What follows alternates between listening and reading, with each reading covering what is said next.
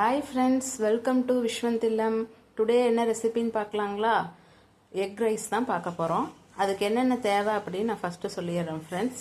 First onion நல்லா சின்னதாக cut பண்ணி வச்சுக்கணும். அப்புறம் பீன்ஸ், கேரட், கொடமிளகா, அப்புறம் நல்லா சாப் பண்ணி வச்சுக்கணும் முட்டைகோஸ், அப்புறம் ஃபைனல் டச்சுக்கு கொத்தமல்லி தழை. இதை வச்சு தான் நம்ம இப்போ சூப்பரான எக் ரைஸ் செய்ய போகிறோம் ஃப்ரெண்ட்ஸ். அது எப்படின்னு நம்ம பார்க்கலாங்களா? ஃபஸ்ட்டு பெரிய கடாயில் கொஞ்சம் ஆயில் விட்டுக்கணும். எக் ரைஸ்க்கு கொஞ்சம் நல்லா ஆயில் விட்டால் நல்லாயிருக்கும் ஃப்ரெண்ட்ஸ். ஆயில் விட்டு அப்புறம் நான் என்னென்ன போடுறதுன்னு நான் சொல்கிறேன் ஃப்ரெண்ட்ஸ்.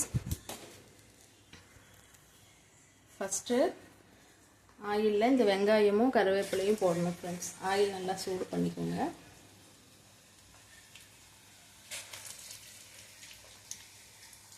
நான் வந்து இப்போ கொஞ்சம் ஆயில் சூடு கம்மியாக இருக்குது ஃப்ரெண்ட்ஸ். நான் வீடியோங்கிறங்காட்டி இதில் கான்சன்ட்ரேட் பண்ணலை. இன்னும் நீங்கள் நல்லா ஆயில் சூடான பிறகு ஆனியன் போடுங்க. போட்டுட்டு ஆனியன் நல்லா வதக்கி விட்டுக்கோங்க. ஈஸியான ரெசிபி தான் எக் ரைஸு. ஆனால் நம்ம செய்கிறதுக்கு எக் ரைஸா அப்படின்னு நம்ம நினைப்போம். ஆனால் குழந்தைங்களுக்கு இது செஞ்சு கொடுத்து பாருங்களேன். குழந்தைங்க ரொம்ப விரும்பி சாப்பிடுவாங்க. நல்லா நம்ம திங்க் பண்ணி பார்த்தோம்னா இந்த எக் ரைஸ் வந்து ஒரு ஹெல்த்தியான ரெசிபியும் கூட தான். எல்லா வெஜிடபிள்ஸும் போட்டு கூட எக்கும் போட்டு செய்யறங்காட்டி இது நல்ல ஒரு ஹெல்த்தியானது தான்.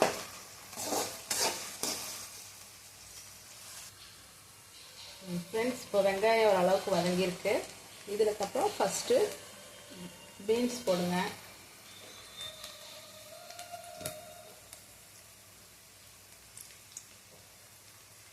முடிஞ்ச அளவுக்கு நம்ம நல்லா சாப் பண்ணிக்கணும் ஃப்ரெண்ட்ஸ். ஸ்லைஸாக கட் பண்ணுறவங்க நல்லா ஸ்லைஸாக கட் பண்ணி வச்சுட்டோம்னா சீக்கிரமாக ஃப்ரை ஆகும். நல்லா வதங்கணும் ஃப்ரெண்ட்ஸ். பீன்ஸ் நல்லா வதங்கியிருக்கு. இப்போ அடுத்த ஸ்டேஜில் வந்து இந்த கொடமிளகாயை போடலாம். ஏன்னா கொடமிளகாயும் பீன்ஸும் தான் நான் வந்து கட் பண்ணி வச்சேன். கேரட்டு, முட்டைகோஸ்லாம் வந்து சாப் பண்ணி தான் வச்சுருக்கேன். அதனால் கட் பண்ணி வச்சதை ஃபஸ்ட்டு ஃப்ரை பண்ணிட்டோம்னா கொஞ்சம் நல்லா வதங்கும் ஃப்ரெண்ட்ஸ். கொடமிளகா, கேப்சிகம்ங்கிறது நல்லா பாயில் ஆகிடுச்சு. இதுக்கப்புறம் முட்டைக்கோஸ் நம்ம நல்லா ஃபைனாக சாப் பண்ணி வச்ச முட்டைக்கோஸ். இந்த மாதிரி சாப் பண்ணி போட்டிங்கன்னு வைங்க ஃப்ரெண்ட்ஸ், குழந்தைங்க வந்து அது இதுன்னு வெஜிடபிள்ஸ் எடுத்து வைக்க மாட்டாங்க. அவங்க கண்ணுக்கே தெரியாமல் ஆயிரும். அதோட சத்துக்களும் கிடைக்கும். அவங்க எடுத்து வைக்க மாட்டாங்க. சீக்கிரமாக குக் ஆகும் இந்த சாப் பண்ணுறதுனால. அதனால் வேலையும் சீக்கிரம் முடியும். முட்டைக்கோஸு நல்லா ஃப்ரை பண்ணிவிட்டு அது கூட கேரட்டும் போட போகிறேன் ஃப்ரெண்ட்ஸ். கேரட் பாருங்கள் எவ்வளோ எடுத்துருக்கேன். இது எவ்வளோ ஹெல்த்தி தானுங்க. கேரட்டும் நல்லா சாப் பண்ணி வச்ச கேரட்டை போடுவேன். போட்டுட்டு இது நல்லா குக் ஆகிறதுக்கு நம்ம டைம் கொடுப்போம். குக் ஆனதுக்கப்புறம் பார்ப்போம். நல்லா வணங்கணும். பார்க்குறதுக்கு எவ்வளோ கலர்ஃபுல்லாக இருக்குது ஃப்ரெண்ட்ஸ். இதில் கேப்சிகம், பீன்ஸ், கேரட், கொடமிளகா எல்லாம் போட்டு நல்லா ஃப்ரை பண்ணுறோம் ஃப்ரெண்ட்ஸ். இப்போ நல்லா வணங்கிருச்சு. நல்லா சுருண்டு வணங்கினதுக்கப்புறம் இப்போ நம்ம என்ன பண்ணணும் அப்படின்னா சால்ட் இருக்குங்க ஃப்ரெண்ட்ஸ். சால்ட்டு சேர்த்துக்கணும். தேவையான அளவு இந்த வெஜிடபிள்ஸ்க்கு ரைஸுக்கு தேவையான அளவு சால்ட்டு போட்டுக்கோங்க. நான் 3 ஸ்பூன் போட்டேன். 3 சின்ன ஸ்பூனில் 3 போட்டிருக்கேன். அப்புறம் மறுபடியும் ஒரு கிளறி விட்டுருங்க. கிளறிட்டு இப்போ என்ன ஆட் பண்ணோம் அப்படின்னா நான் வந்து இந்த கரம் மசாலா யூஸ் பண்ணுவேன் ஃப்ரெண்ட்ஸ். சக்தி பிராண்ட் கரம் மசாலா அது போட்டுக்கோங்க. தேவையான அளவு 2 ஸ்பூன் கரம் மசாலா. இதுதான் வந்து ரைஸை நமக்கு தூக்கி கொடுப்போம். அப்புறம் சில்லி மசாலா, வரமிளகாய் தூள் இருக்கு இல்லைங்களா, கரம் மசாலா போட்டு ஒரு கலர்.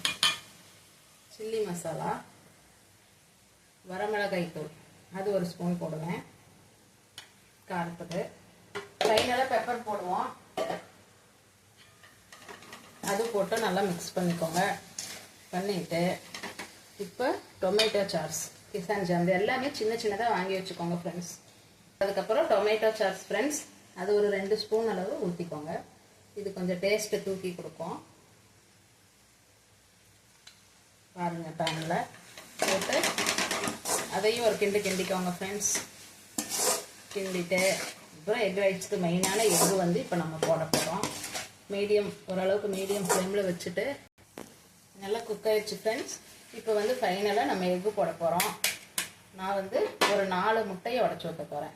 4 பேர் சாப்பிட்ற அளவுக்கு வெஜிடபிள்ஸ் எல்லாம் போட்டிருக்கேன். அதனால் எக்குமே 4 போட்டால் நல்லாயிருக்கும்.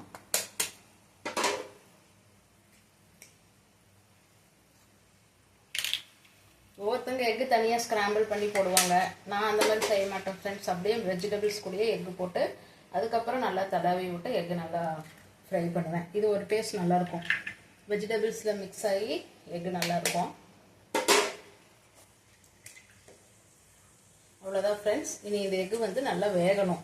மீடியம் ஃப்ளேமில் வச்சுட்டு அடுப்பை எக்கு நல்லா கிளறி விடுங்க.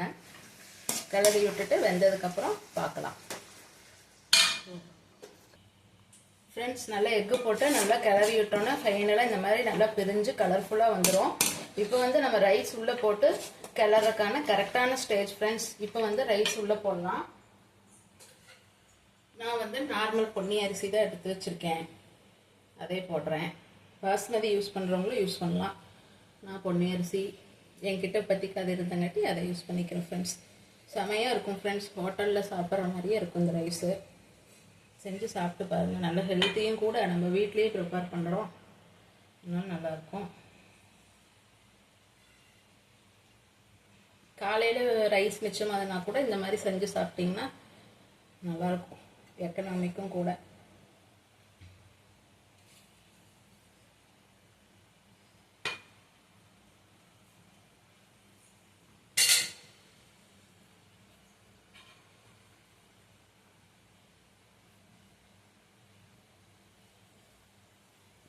ஃப்ரெண்ட்ஸ் இப்போ ரைஸ் நான் போட்டேன். இது வந்து நல்லா கலரணும். அதனால எப்பயுமே இந்த எக் ரைஸ் செய்யலை பெரிய பாத்திரமா எடுத்துக்கோங்க. அகண்ட கடாய் அந்த மாதிரி எடுத்துக்கோங்க. அப்போ தான் கலர்றதுக்கு வந்து நல்லாயிருக்கும். இந்த கிளறதுலேயும் இருக்குது ஃப்ரெண்ட்ஸ் மேட்டர். ரைஸ் கிளறதுல தான் ஃபைனல் மேட்ரு. நல்லா இடைவிடாமல் கிளறணும். ஹீட் எல்லா பக்கமும் வரணும். ரைஸ் சூடாக இருந்தால் தான் சாப்பிட்றதுக்கு நல்லாயிருக்கும். ஸோ அதனால் வந்து கிளறதுலேயும் இருக்குது. நல்லா கிளறுங்க ஃப்ரெண்ட்ஸ். ஃபைனலாக எப்படி அவுட்புட் வருதுன்னு நான் நல்லா கிளறிட்டு உங்கள்கிட்ட காட்டுறேன் ஃப்ரெண்ட்ஸ். ஃபைனலாக நல்லா எக்கும் ரைஸும் போட்டு நல்லா கிளறிட்டோம். நல்ல லாஸ்ட்டு ஸ்டேஜுக்கு வந்துருச்சு இந்த ரைஸு. பார்க்கவே நல்லா டெம்டிங்காக இருக்கா ஃப்ரெண்ட்ஸு. ஹோட்டல் ஸ்டைலில் எக் ரைஸு வீட்லேயே நம்ம ஹெல்த்தியாக நம்ம குழந்தைங்களுக்கு எல்லாத்துக்கும் ப்ரிப்பேர் பண்ணி கொடுக்கலாம்.